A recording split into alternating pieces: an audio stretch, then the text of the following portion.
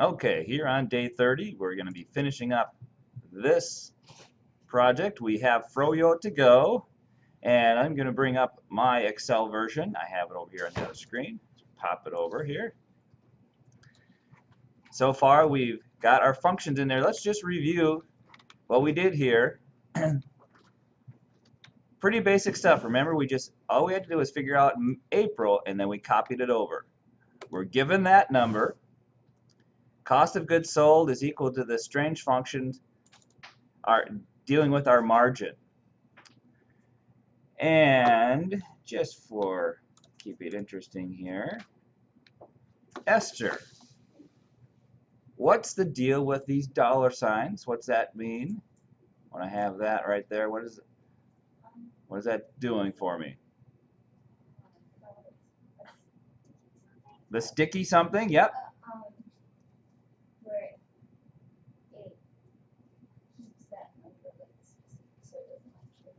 Excellent. Also known as absolute referencing. Absolute referencing. So we don't care about it unless we're planning on copying this formula, which we are planning on copying it over to the other month. So the reason it's important is because it's pointing to this value down here, and as I copy my formula, it keeps pointing to this same place. If I didn't have it there, it would shift one column over to nothing, and I'd have zero margin, and that would mean I've spent all of my costs and I have no margin to run my company, and I would run out of business because I wouldn't have any money to spend on running my company. So that's what we do down here. Now, the bonus, that's the other thing. Well, let's see. We'll go down the column here. The gross margin is simply the revenue minus the cost of goods that included that margin. And then our expenses are all a percentage of our revenue. And that's the projected, estimated, we're thinking here's how much we'll spend. And every company has a projection, and they try to meet that projection as they work the business. Uh-oh, back to Jared. What's this all about? I think you know this well. Are you talking about the if formula? What's this saying? It's used to determine, because that's our bonus section, so we're using that to determine if look at what it is. Yep. If before, which is the revenue is greater than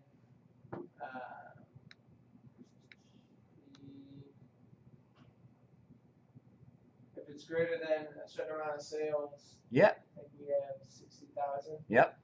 Then you get a bonus of 5,000. Of what's there. So we're referencing. Notice anytime we reference below, just like we had before, since we're going to copy this formula to the right, we absolute reference those what if assumptions. Everything else is pretty standard. We're multiplying our revenue times the percentage down below. So that's all well and good. And so we then have our projection for the year coming out to the estimated total. Is that total revenue? Yeah, total operating income at the end of the year of $92,000. Then we get into this thing called the what if analysis. Here is the key to the what if analysis. You have a before, you have an after, and what was changed.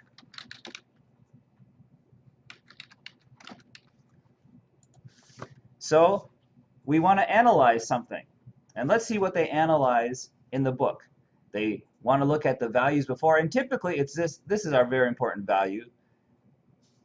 I'm going to make that a little larger font here just to emphasize that. This is the value that's important to us. So we'll say, okay, at the end of the year, our operating income is $92,000. What would change if we change something?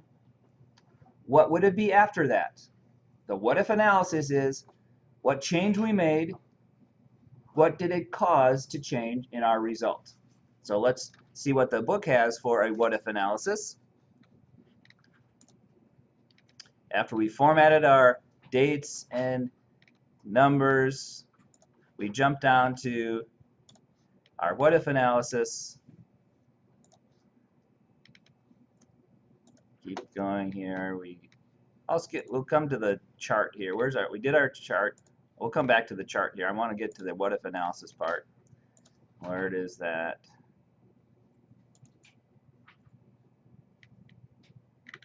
Come on, Mr. Computer.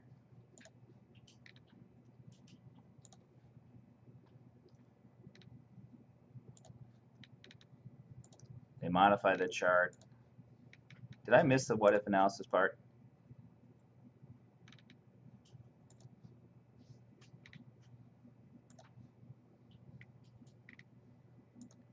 I thought it was closer than this to our. They do all the chart work. There we go, what if analysis. And there's things called sensitivity analysis, which has to do which number has the biggest effect on the operating income at the end. We can also seek a goal. And do they do the goal seek first? Okay, we're going to do what if analysis. Here we go. Okay, they want to do the goal seek first. So here's what they do. They go to the number they want to goal seek for, and we'll start a what if analysis. But first of all, I'm going to go back to my Excel spreadsheet, and I'm going to make a note. I'm going to Control C, copy, and I'm going to write over here. I'm going to right click, paste special, and just paste the value. And that would be that one. Oh, that wasn't it. I'm going to right click, let's try this again. Paste special, paste values. Why doesn't it like me? Paste special, that one. There we go. I want to just paste the value that was there. So it's not going to change now if I do a what if analysis. So I made a note of what I did. Now, here we go. We're going to goal seek. I'm going to hit escape so I don't have the dotted lines around my cell. And I'm going to go to what if analysis. And where is that? That's over here under the data. What if analysis. Data tab, what if analysis. And I'm going to goal seek. Basically, we're going to tell Excel, change something so I can get a certain value in my operating income. So I'm going to want H16, that's where I happen to be some value. And let's see, what value are we going to seek to?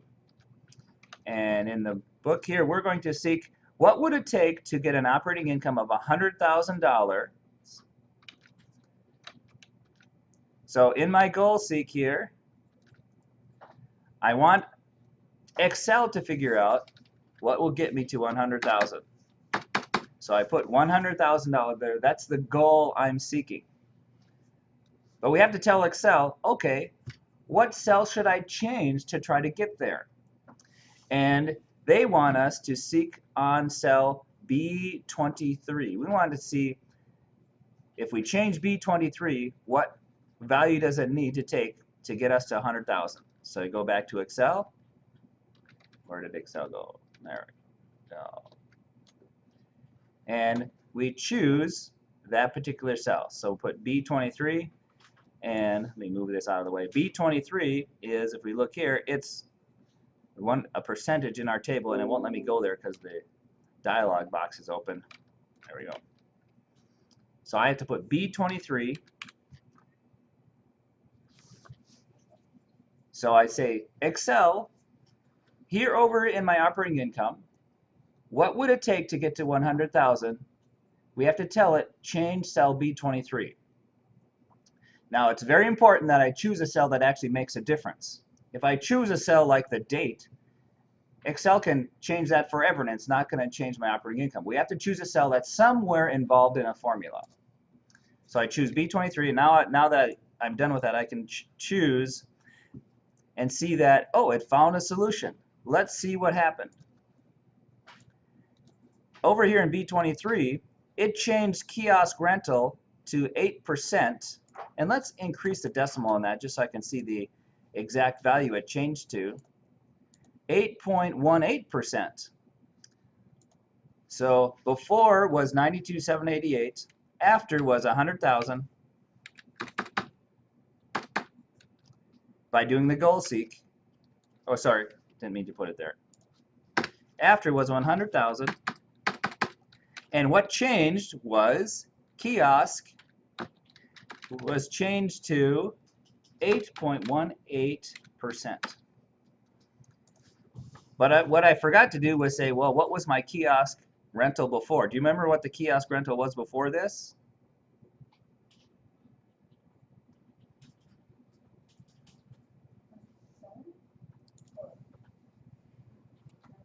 I'm thinking it was a higher number.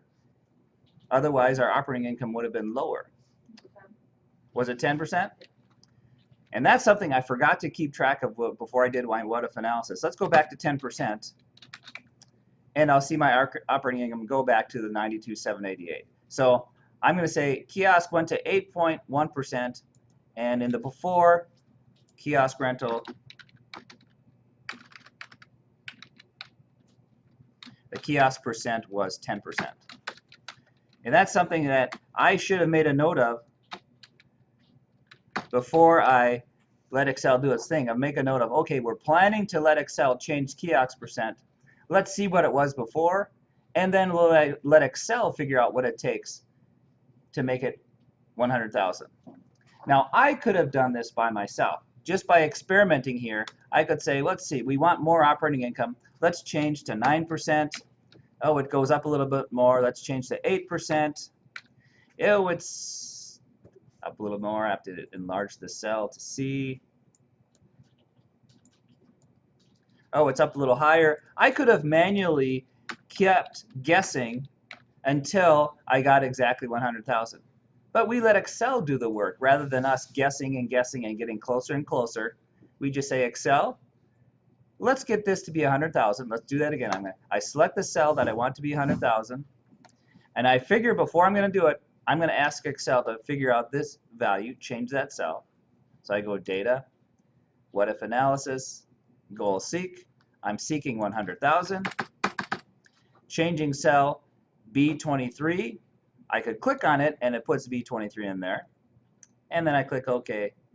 And Excel does all the work for me and gets the exact value rather than me experimenting over and over and over again to finally get the right value. Now this is a fairly simple goal seek. You would probably want to change more than just one cell. But the simple goal seek for Excel is, what does it take to change one? When I change this cell, what effect does it have on making that, or what does that have to be to make that 100,000? But the key for you is, when I do the what if analysis, make a note of what it was before and what it was after and what you changed.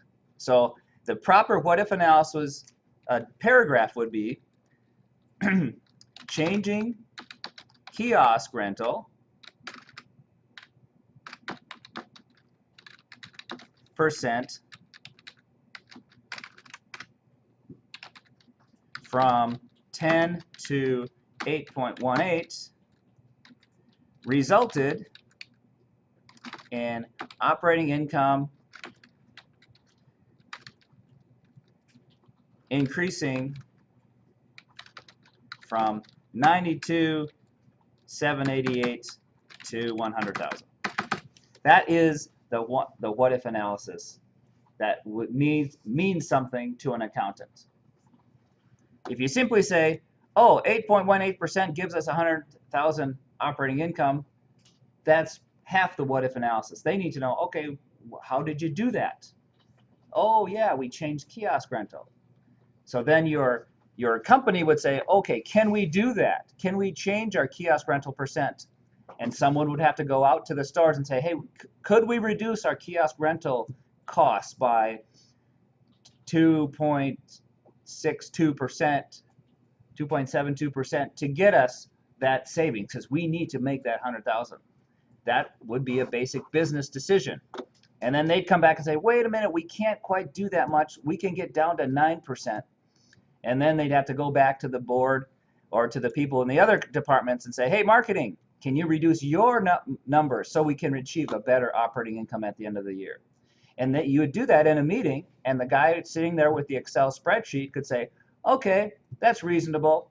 You know, what's a big problem is we're giving these salesmen too much commission. Let's just reduce their commission, and then we'll have more operating income. And then the union guy comes back and says, no, we're all going on strike now. We're shutting you down because you reduced our commission.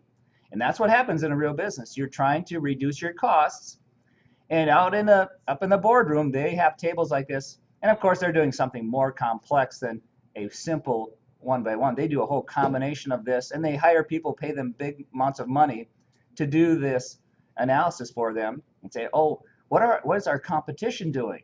And then they figure, oh, they save money doing this. And they check their what-if analysis and come to a conclusion of what they're going to try to do to meet their budget. So that's this is Excel is a simplified version of what a real company will do, but you're getting a taste of it, and you can see now how Excel can do that for you. So remember, the what-if analysis is simply what's the change and what was the result, the before and after of the thing you're changing. This right here, we let Excel figure it out by doing the goal seek. All right, so that's the what-if analysis. And we can go back to the original values. Let's see if they want us to go back to the original values in the book here. Where's my book? Oh yeah, I moved it off the screen. So the goal seek found an answer, and you can say window, okay, keep the answer or go back. Okay, so there it looks like they finished the chapter with a goal seek. Let's go back to where we did the chart and get that chart in there, and then we'll be done with this one.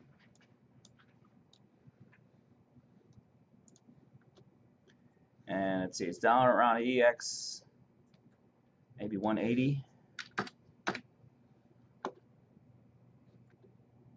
Not 80, EX 180.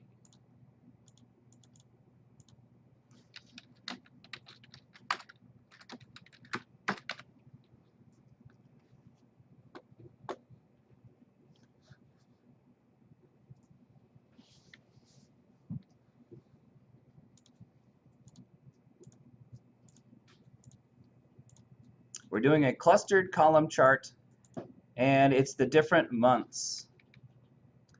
We got to pay attention to what we're doing here. Let's see here. We are getting the different months, and it looks like each part of the chart is the different expenses.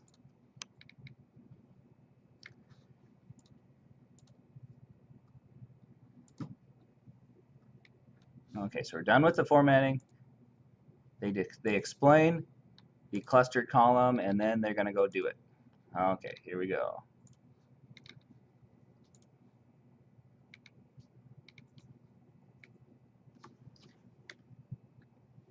Yeah, those are the different months. So let's go to the Excel spreadsheet. Choose the numbers that we're going to chart.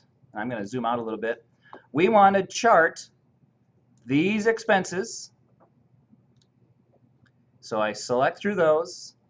And then on my chart is my total expenses. Well, we're going to go month by month. So we want these numbers for each. No, let's see. Is it all these numbers? Yeah, I think it actually may be these. We're doing a clustered column. Don't do the total column. I believe we're charting all of these. This will become our title. This will be the different sections of each clustered column showing for each month what the expenses were in a graphical format. So choose that whole section, not the total column, and then insert, come to a bar chart, looking for clustered column. Is this it? Yeah, there it is. Oh, but we want 3D. I believe we want 3D clustered column. There seems like some different areas. It looks like in the book they did a plain clustered column. I kind of like the 3D clustered column better.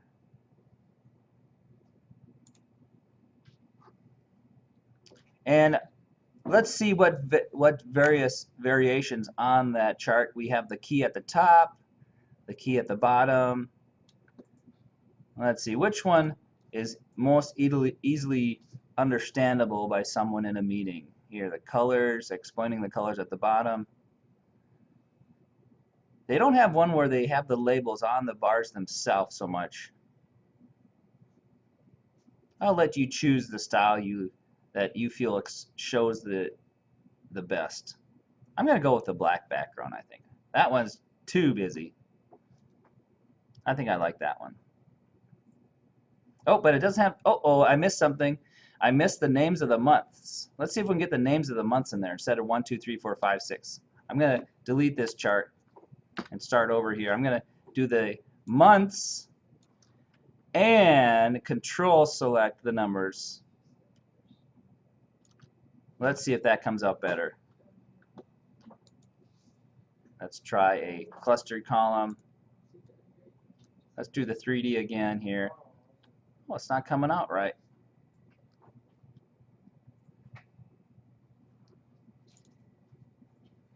That's looking horrible. I better check. I thought that would give me my months correctly. Oh, do they not label their columns? Let's see what they did in the book here. Yeah, maybe they didn't label their columns. That's probably what's going on. I mean their rows. Let's go back here.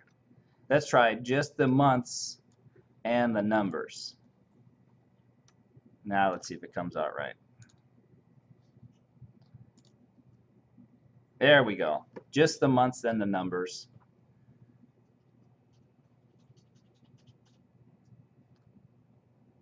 No. I wish I could get my row titles in there. Maybe I'm doing something wrong here. I think it should have the row titles in there. They start in A3, so the blank one. And then do the months. What's that? They start in A3. Oh, that's what did it.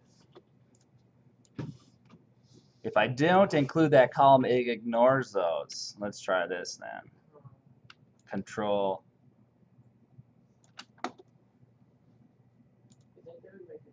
There we go.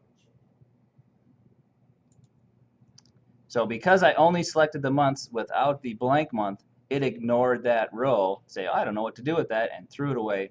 Now I get something a little better looking. I'll let you decide your style.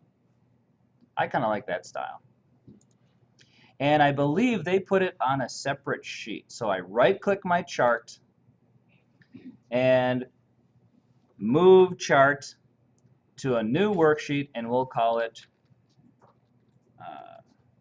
clustered column chart.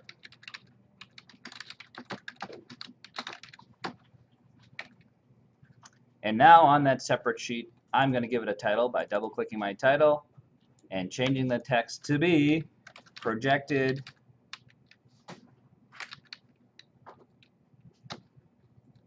expenses. I think something, let's see what they called it officially here. They called it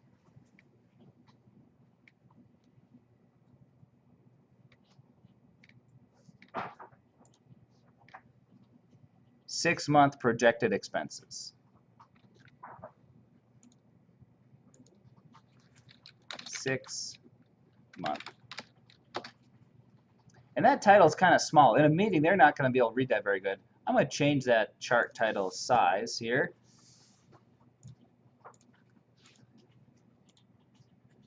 You have to select it all and change its size. I'm going to increase this chart title.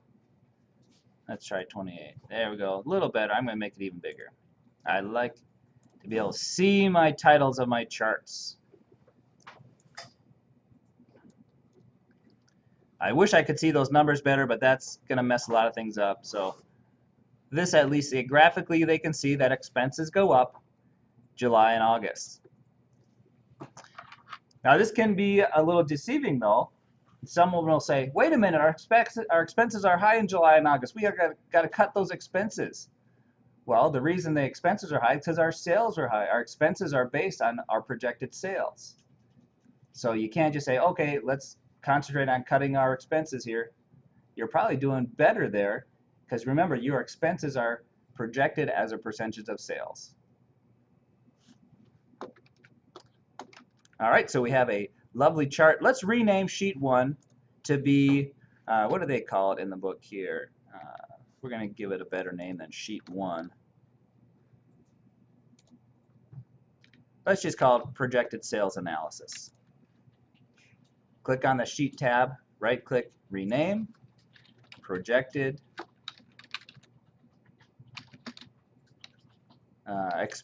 sales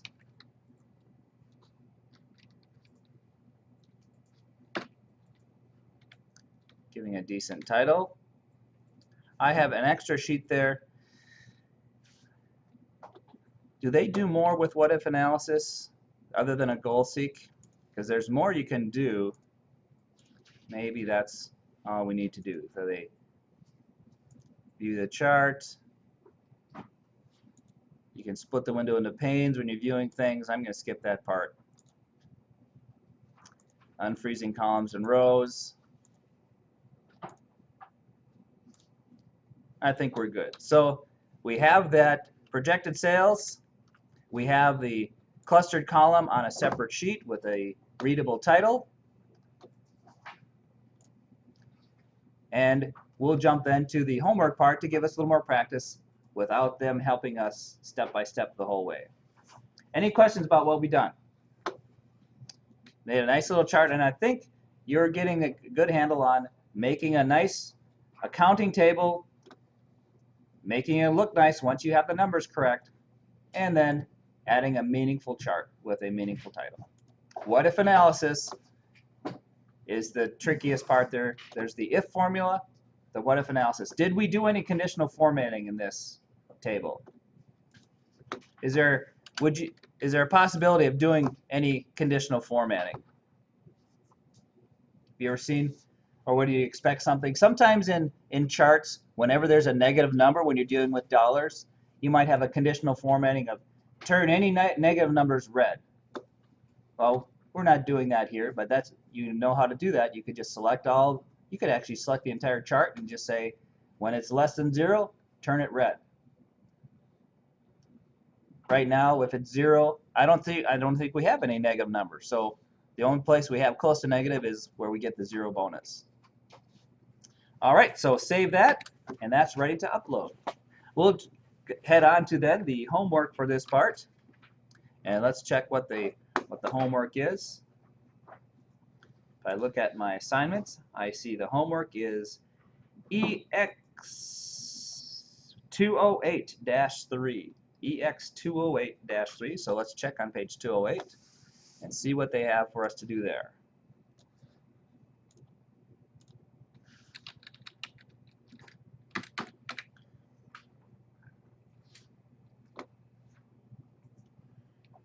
Jump ahead to page 208, and I have a blank page.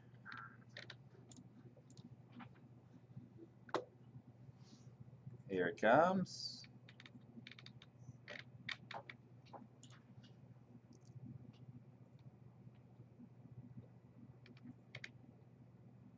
Guess I just have to give the old computer a little time to think.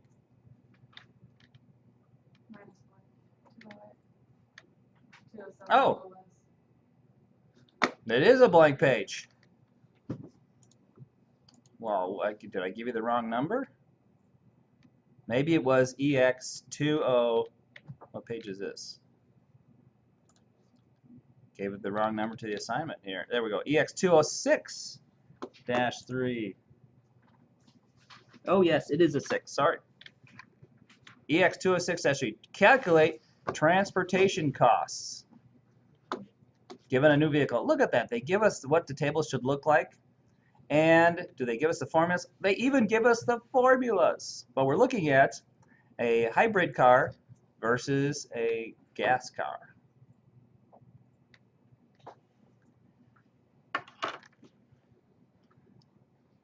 So we're going to find 3 gas cars and 3 hybrid cars and see if we can get their cost or their mileage costs.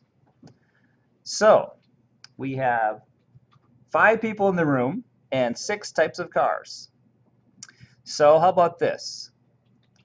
Jared, Katie, and Hannah, you find 3 gas cars of your choice and see what you have for miles per gallon. And I will get one, and Anthony get one, and Esther get a hybrid car. Find miles per gallon for a hybrid car. And then we'll come back and put that in our table. So you could start a new Excel project and start putting in some data here. So I'm going to get my blank project started here. Let's do a high scale. I figure we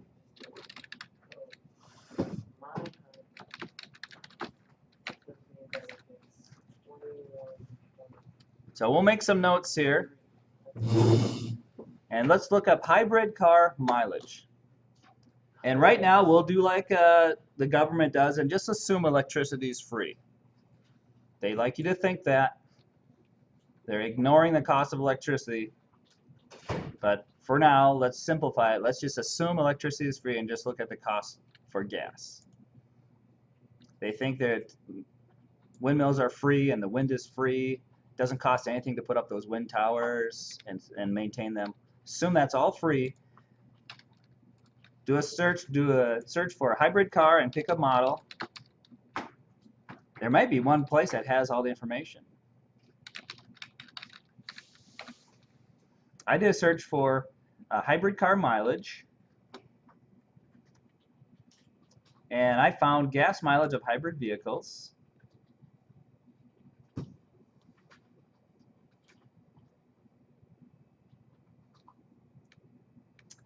Oh, lots of cars. I'm going to go for the hybrid. I'm going to, let's see, BMW.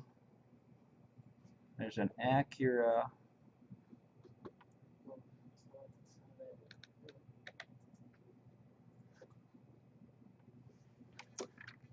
I found an Acura, 2013 Acura for 38 mpg. You're doing regular cars.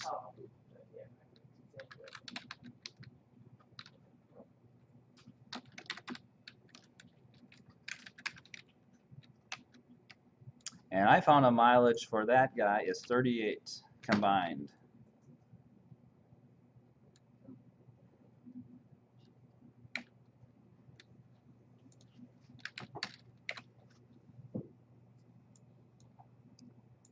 Anthony or Esther, you find another model? It has to be a hybrid. Yeah.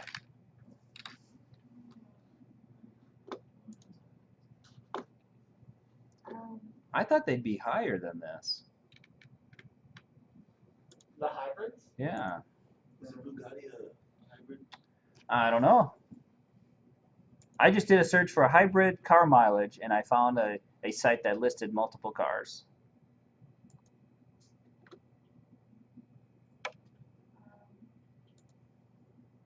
Ooh, now there's a Ford Fusion is a little higher, and the Ford C-Max. You find one, Esther?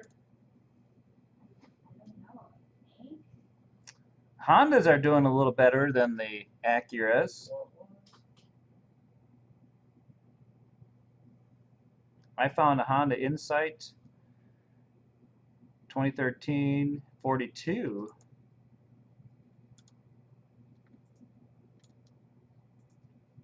Just do a search for hybrid car mileage and pick a model that's different than mine.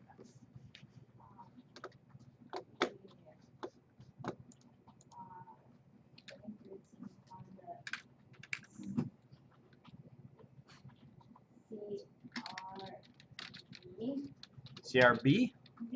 V. And what's its mileage? Or Z, you say? Yes. I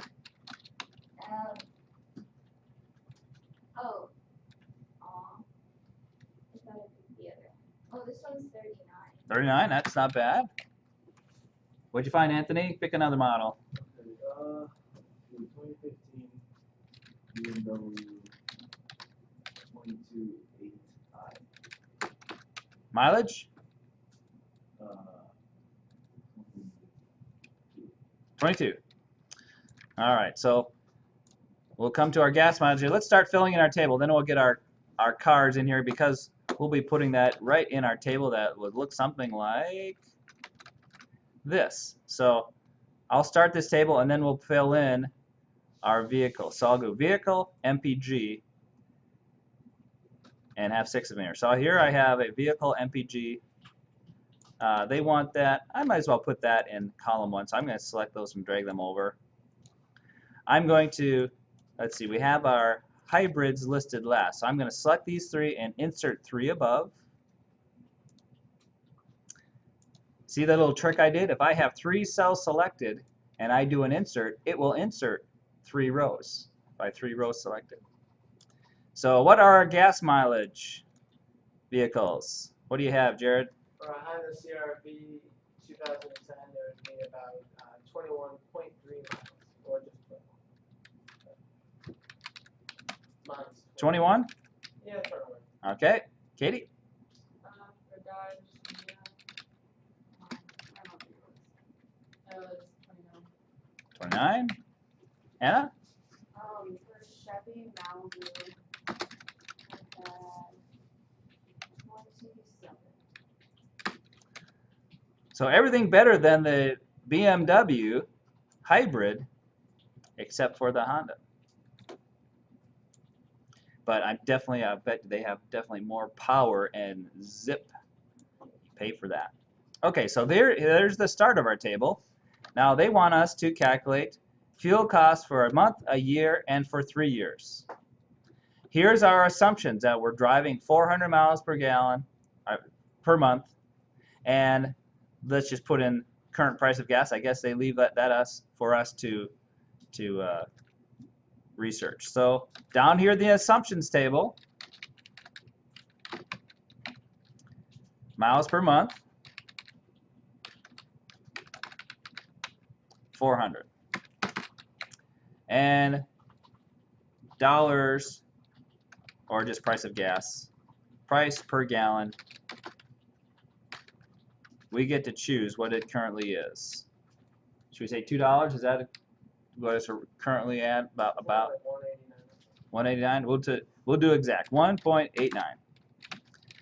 Price per gallon in dollars, and might as well put that in counting format since to remind us that's dollars. All right. So we have our assumptions. Now we can fill out the formula, and then let's see, it's month, year, 3-year costs. So let's do the formula for a Honda, and then we'll copy it down for all the other cars. Cost per month, cost per year, and cost 3-year.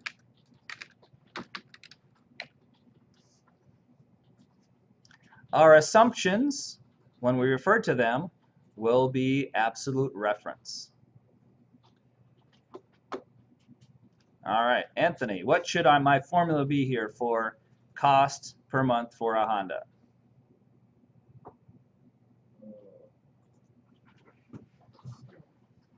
And let's, work it out little by little. Our miles is 400.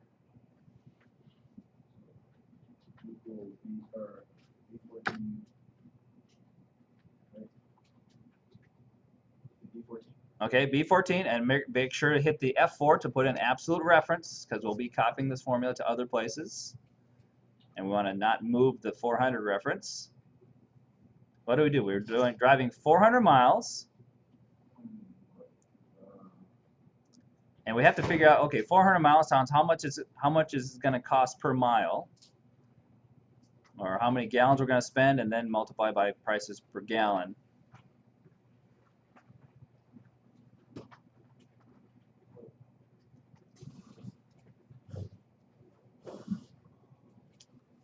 Here's one way to think about it. If I drive 21 miles, how many gallons am I going to use?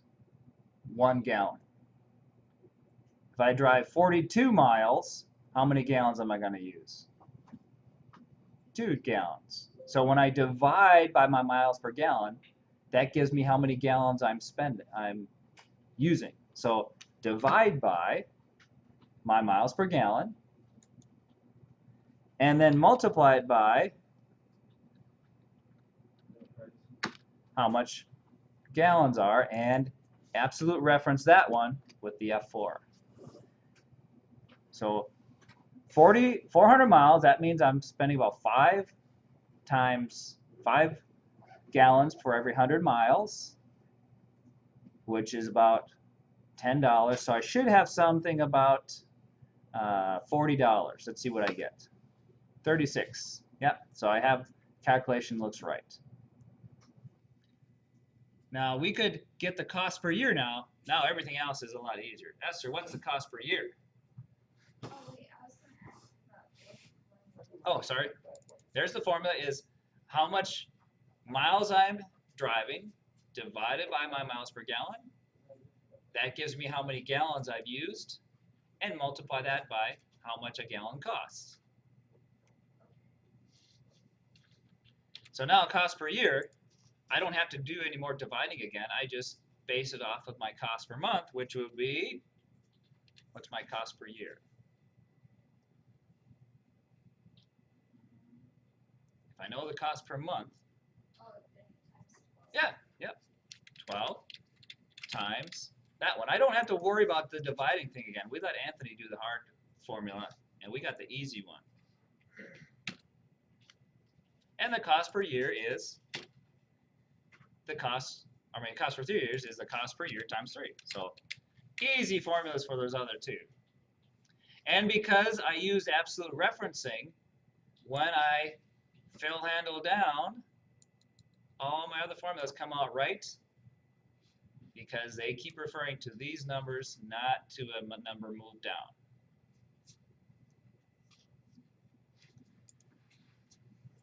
So that's showing us that I'm saving money on these two cars, not so much on this. What are we ignoring in this cost analysis? We're only looking at gas costs. What are we ignoring? Electricity cost. Yeah, electricity costs, battery costs, the cost of the car, and the maintenance of that. If you ever know anyone with a hybrid, if there's a battery issue, I think it gets very expensive. I don't know about insurance. I think insurance is about the same. But most of the people are largely ignoring the cost of electricity. And that's going to be coming because it does cost money to get electricity. Oh, and another cost. If you want to recharge your hybrid, there's not many places to recharge when you're on the road. They're trying to get more of them. Okay, so we have our basic chart.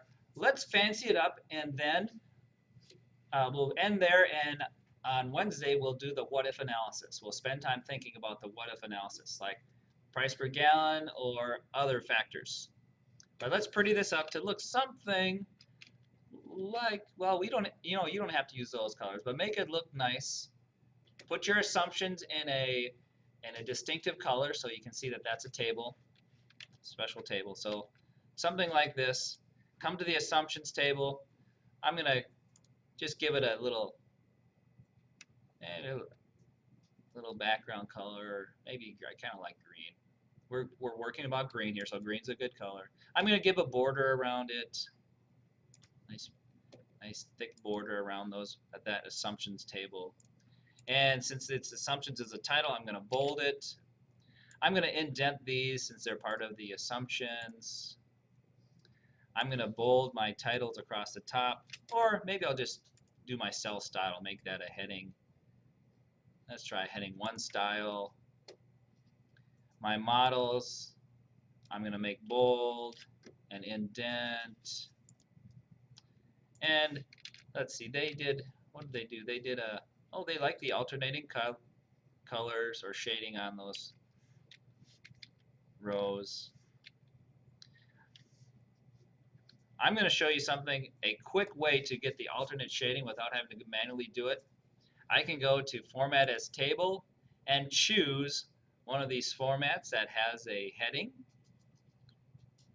I'll do the green one since I already have green. I'm going to apply that to my table. And it looks pretty good except for this goofy pull downs that show up I'm going to go back, select through those, and convert that to range in the Design tab. And now I have my table. The only problem is these things are a little large. I'm going to select through those columns, double click so the title fits nicely. Let me do that again. I can select any group of numbers, format as table, choose a format,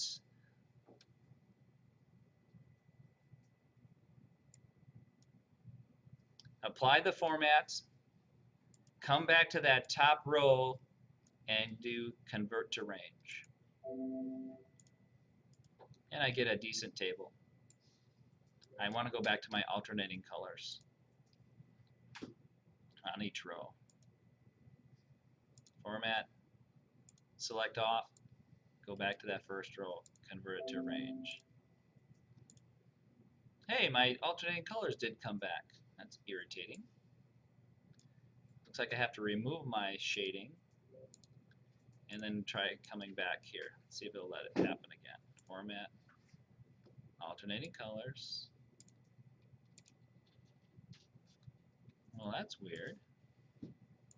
Maybe when I manually apply a filter, it doesn't do the style that I like.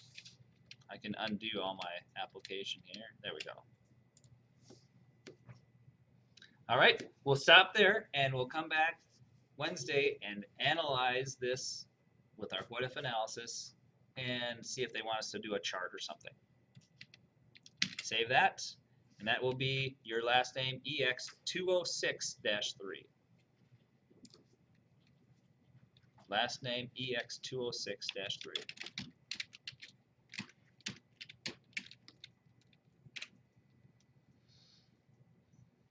And have a great day.